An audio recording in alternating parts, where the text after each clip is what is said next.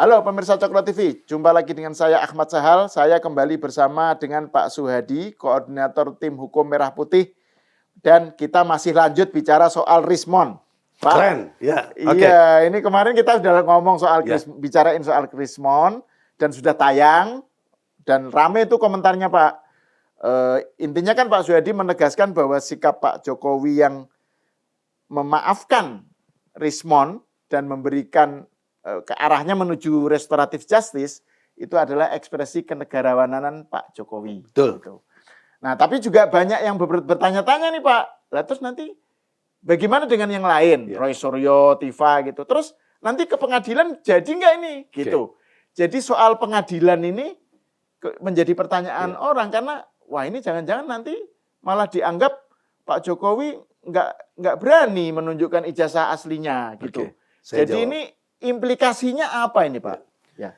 Baik, saya jawab. Barangkali kalau berkaitan dengan masalah dua orang ini nanti apakah juga ikut-ikut RJ? Kalaupun memang misalnya ada permintaan RJ, sepertinya itu nggak mungkin bisa dilaksanakan. Karena waktu saya juga bicara dengan Pak Jokowi, khusus dua orang ini, ya, Roy Suryo dan Tifa itu tetap harus lanjut ke persidangan. Karena beliau mengatakan supaya saya juga punya media, ya, untuk menunjukkan ijazah saya nanti di pengadilan. Ya, kemarin saya di Cokro juga saya udah jelasin.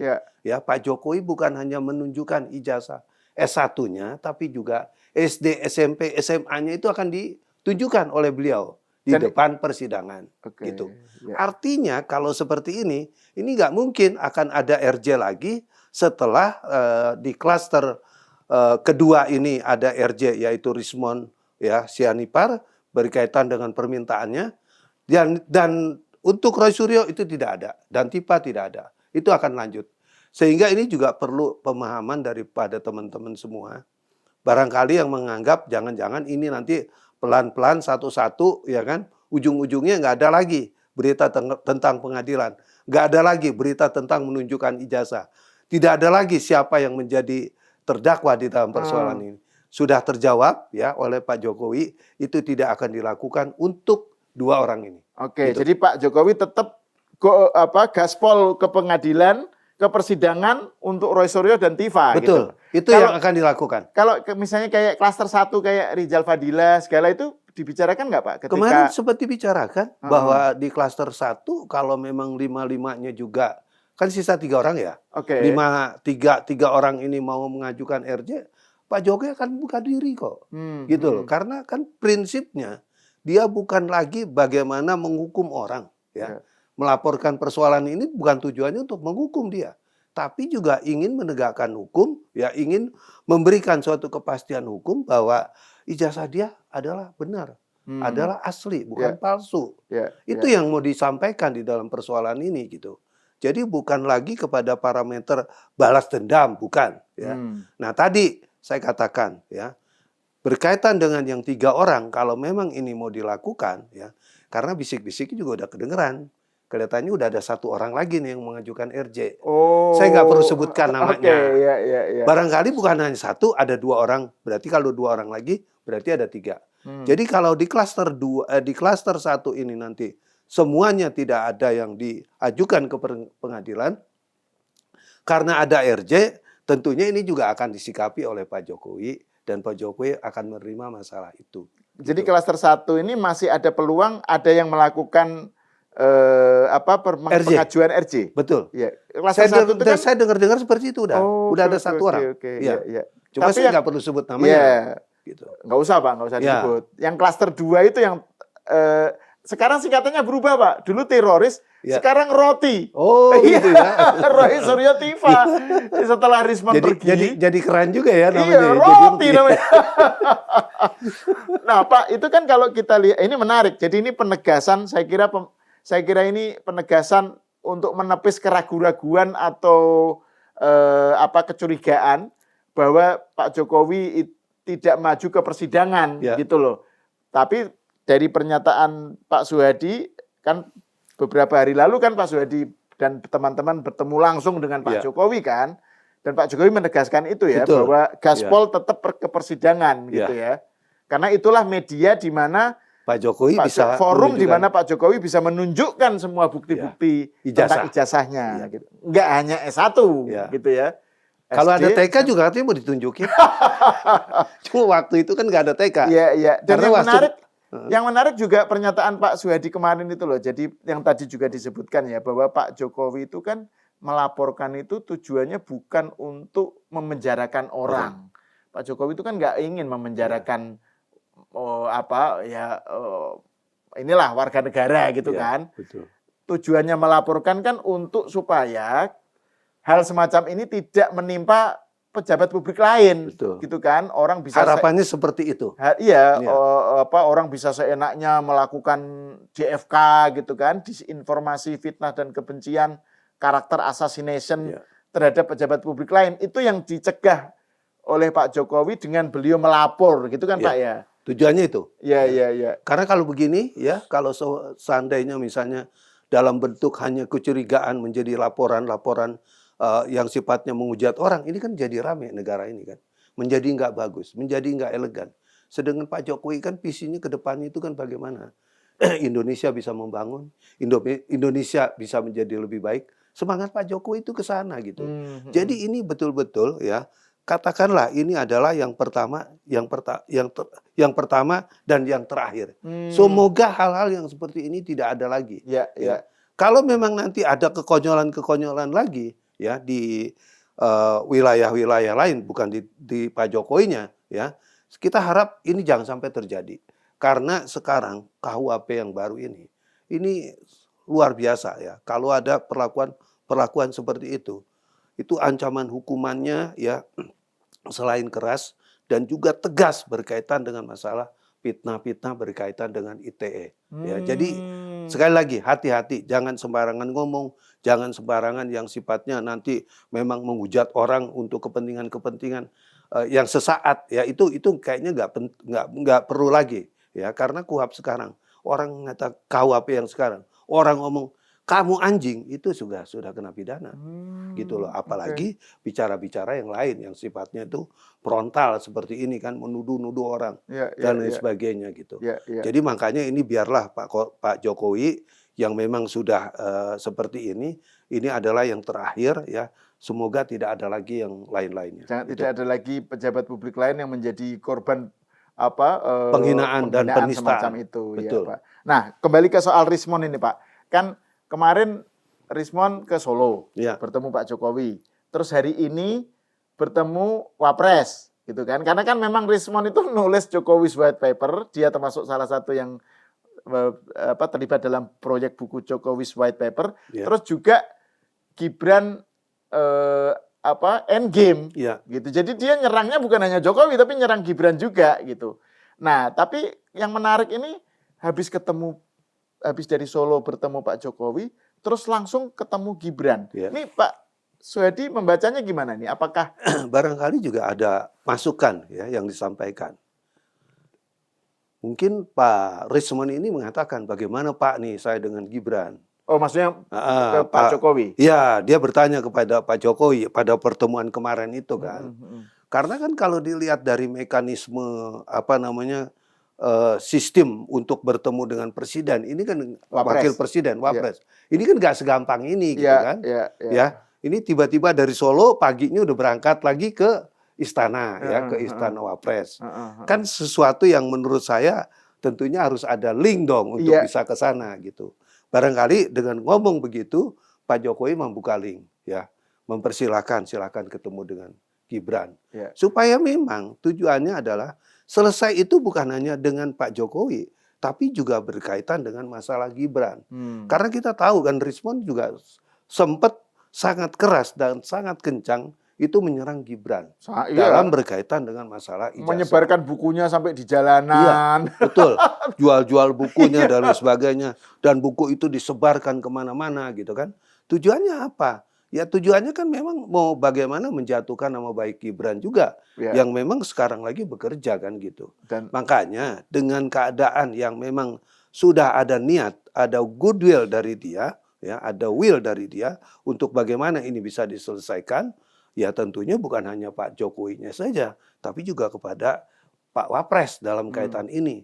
Supaya memang kalau ini clear, ya clear dengan arti tidak ada lagi intrik-intrik yang nantinya menimbulkan suatu persepsi, wah Gibran kok belum nih, berarti nanti Gibran yang akan diserang.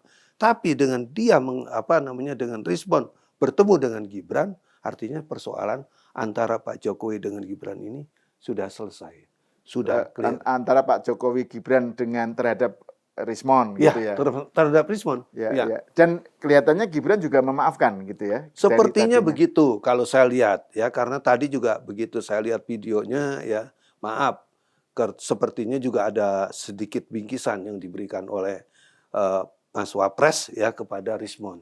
Saya lihat itu tadi seperti itu. Nah, gitu. tapi gini Pak, itu lepas dari itu kebesaran hati Pak Jokowi dan Gibran lah ya untuk kan Pak Swedi bilang Pak Jokowi ini ekspresi kenegarawanan, Gibran juga kan sepertinya memberi Gibran maaf. juga sama. Nah, tapi para pendukung Pak Jokowi itu banyak yang nggak terima Pak, karena mereka sudah terlanjur sakit hati dengan apa yang dilakukan Rismon. Kok gampang sekali sih udah melakukan penghinaan DFK, menyebarin serangan sebegitu gencar hampir tiap hari di berbagai media gitu, terus tahu-tahu sekarang begitu kepepet, begitu dia tahu tidak ada celah dan tidak ada orang besar yang membackingi, dia kemudian pecah kongsi dengan Roy Suryo, terus ngikuti jejak Egy Sujana, minta maaf, RJ, terus dapat.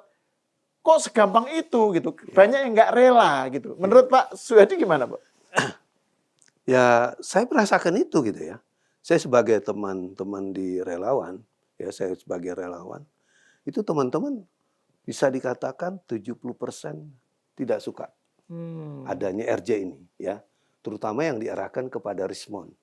Karena kenapa? Mereka kan sudah terlanjur sakit hati. Terus yang kedua juga, kok segampang itu memberikan maaf. Ya, kita ini orang-orang yang tidak bersentuhan langsung dengan fitnah itu, ya, itu aja rasanya masih jengkel per hari ini ya.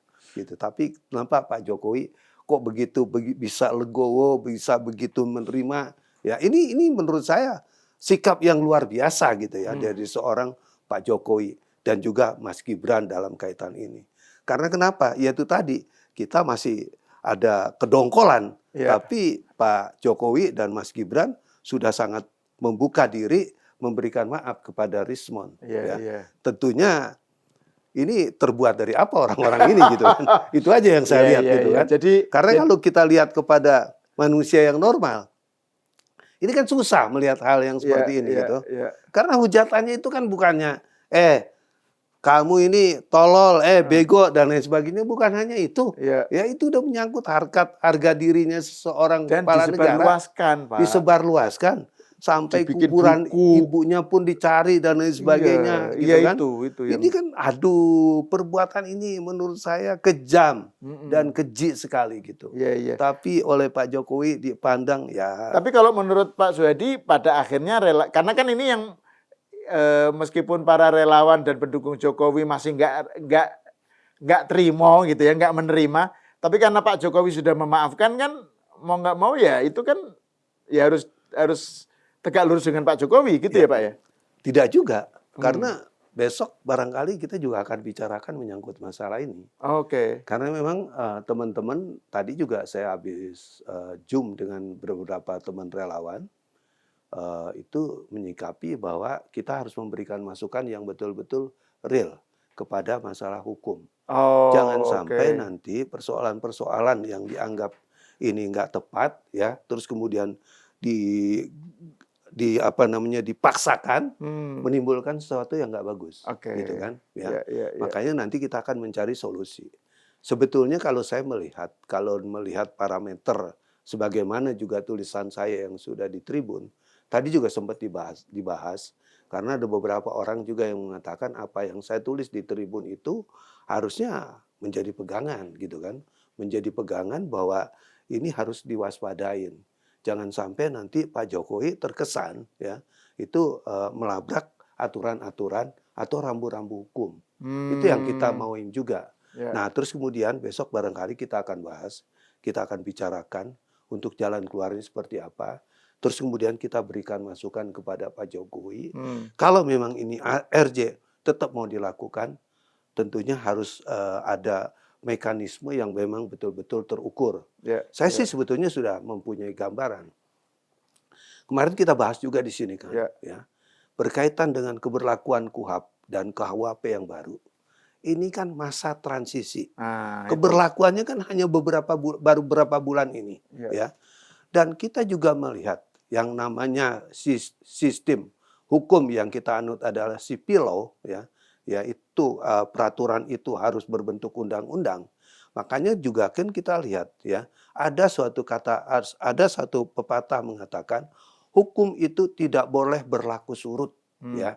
Artinya KUHP dan KUHP kalau kita menyikapi kepada keadaan-keadaan hukum itu tidak boleh berlaku surut, sedangkan tindak pidana ini terjadi dari tahun 2025, sementara undang-undang yang baru berlaku tahun 2026, ini artinya kalau kita melihat pada konteks tidak berlaku surutnya, berarti KUHP dan KUHP yang lama harus menjadi bagian terpenting juga dalam mengatasi persoalan ini.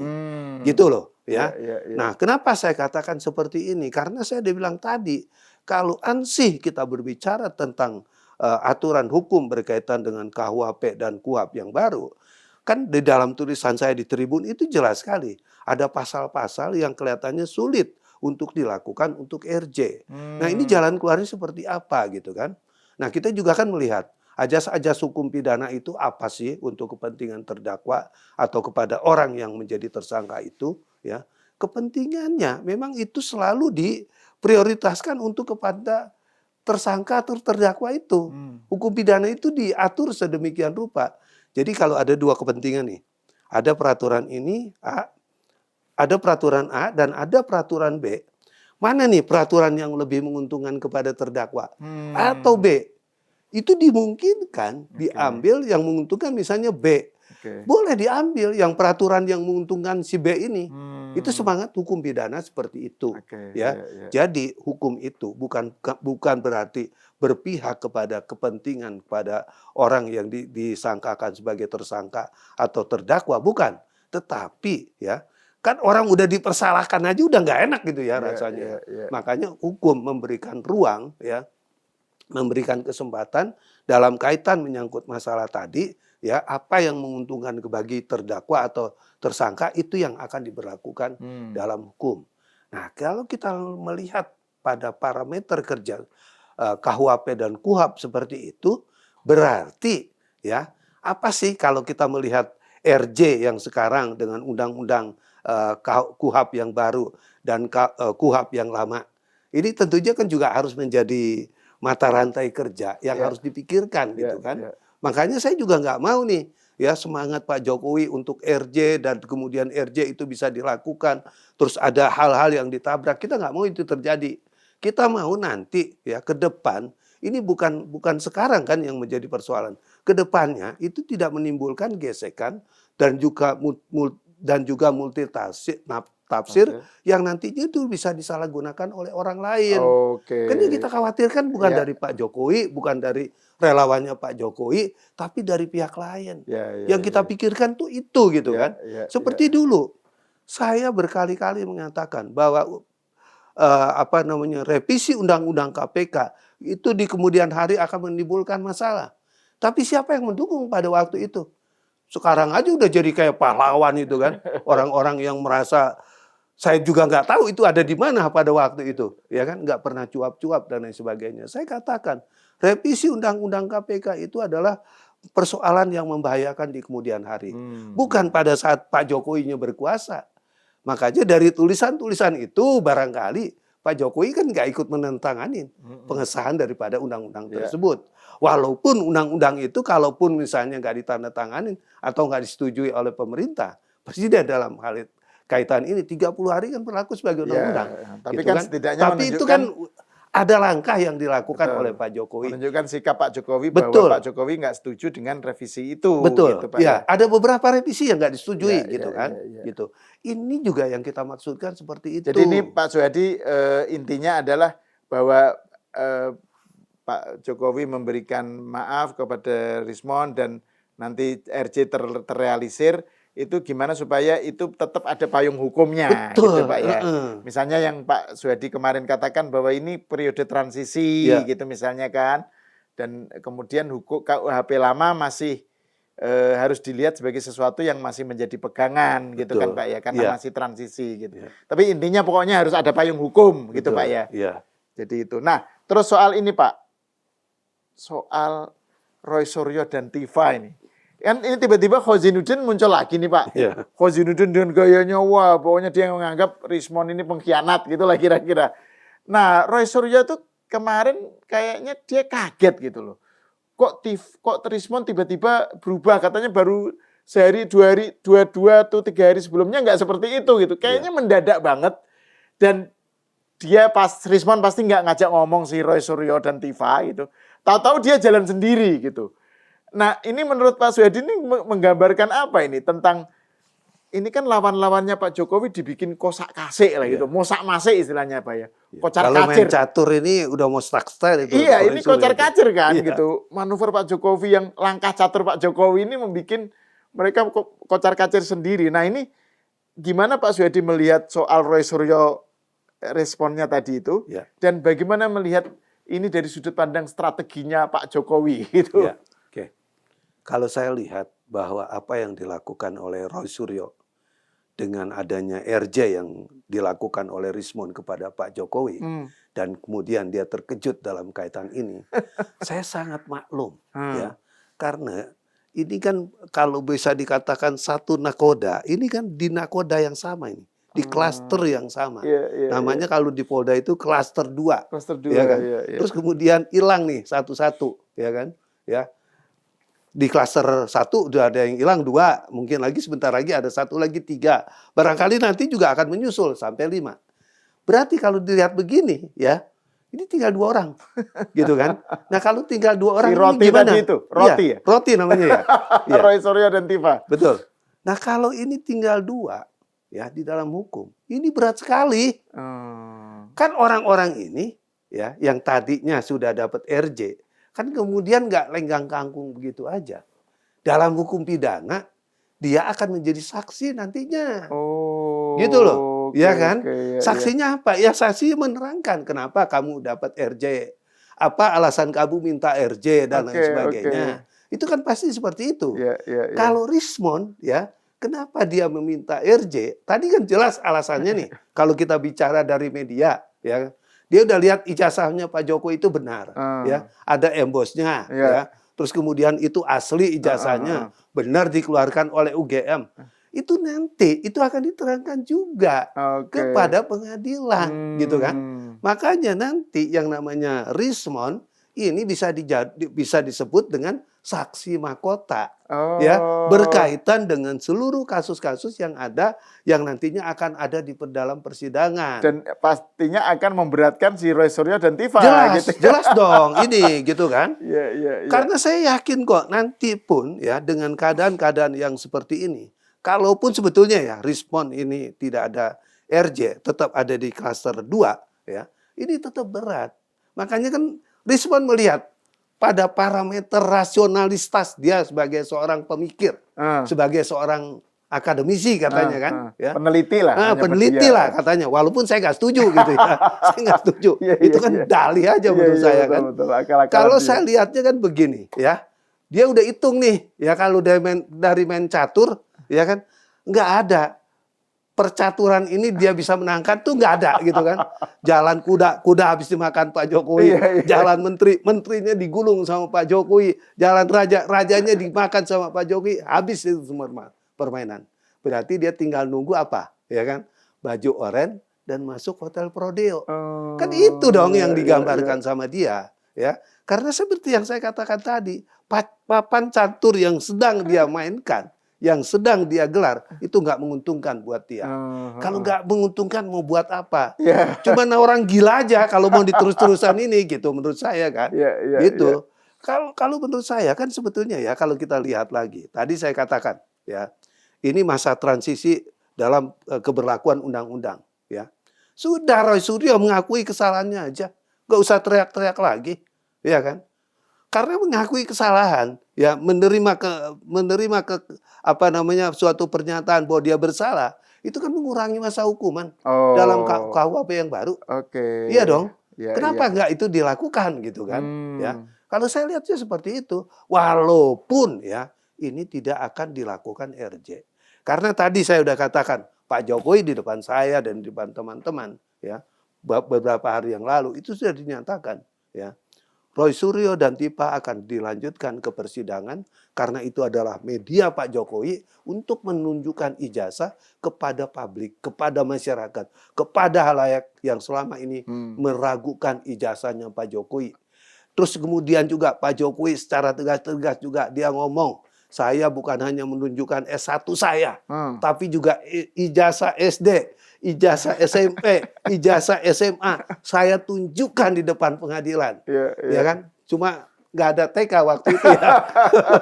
Iya, jadi ini memang kalau Rismon mau, si Roy Suryo dan Tifa mau nanti ada pengurangan hukuman, satu-satunya cara memang harus mengaku, Pak ya? Harus mengaku. Ngaku salah maksudnya. Mengaku salah, iya, mengaku salah dan membenarkan itu adalah bentuknya salah dalam meneliti, salah sebagai akademisi gitu ya, bisa salah lu sebagai seorang. Itu mungkin bisa ngurangi gitu ya. Bisa mengurangi. Mungkin itu, ya.